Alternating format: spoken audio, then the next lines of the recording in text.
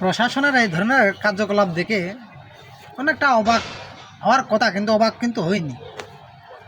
হ্যাঁ, অবাক হওয়ার কথা কিন্তু অবাক হয়নি, কারণ প্রশাসনের অনেক আগে থেকেই এই ধরনের কার্যকলাপে জড়িত থাকে, সেটা প্রমাণিত, যার কারণে অবাক হয়নি।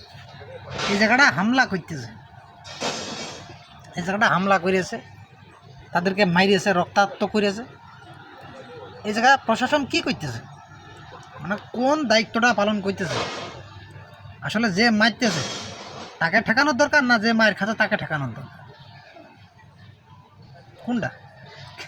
প্রশাসনের একটু ভালো করে একটু খেয়াল করে একটু দেখেন ভিডিওগুলো। তো আমি না একটার সামনে নিলাম, অনেকগুলো মনে করেন যে অনলাইনে গণমাধ্যমে আছে, এগুলো একটু দেখেন।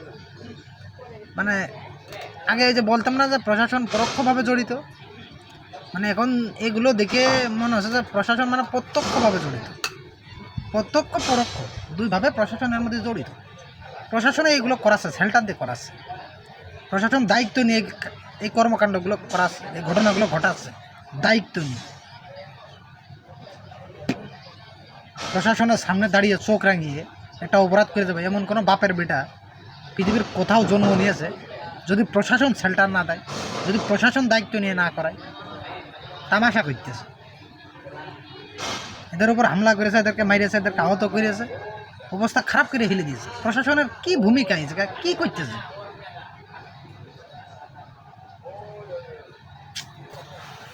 এরা জীবনও ভালো হবে না, এরা জীবনও ভালো হবে না।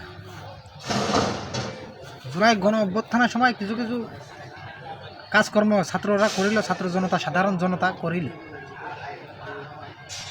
মানে ওইগুলোই ঠিক ছিল, ওইগুলোই তাদের জন্য উপযুক্ত ছিল। কারণ এদের জীবনে এরা পরিবর্তন হবে না, জীবনেও পরিবর্তন হবে না। তুই কাউরে ভালো করতে না পারস, কাউরে খারাপ করিস না, কারো হয়ে কাজ করতে না পারস, অন্য কাউরে বারণ করিস না, নিরপেক্ষ থেকে কাজ করতে, নিরপেক্ষ থাকতে। প্রশাসনের কাজই নিরপেক্ষ থাকা, নিরপেক্ষ তো থাকে না, ব্যক্তির হাতে চলে যায়, দলের হাতে চলে যায়, ক্ষমতার হাতে চলে যায়।